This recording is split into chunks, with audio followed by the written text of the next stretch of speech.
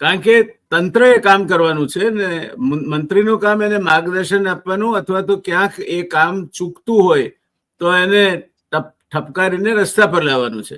મંત્રીએ જાતે નથી જવાનું. ગોપાલભાઈ, રસ પડે એવી એક વાત કહું આપને.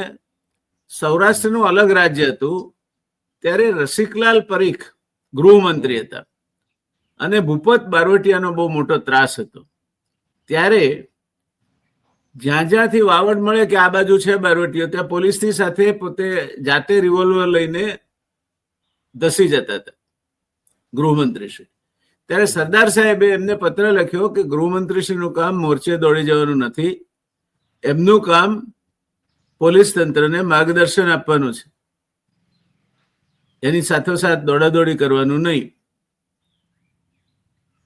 ખેર, આગળની વાતમાં તો એમણે સરદાર સાહેબને પણ કહ્યું હતું કે જે રાજ્યનો ગૃહમંત્રી ખુદ સલામતી રક્ષકોના ઘેરાથી ઘેરાયેલો રહેતો હોય એ પ્રજાને સલામતીનો અહેસાસ કઈ રીતે કરાવી શકે?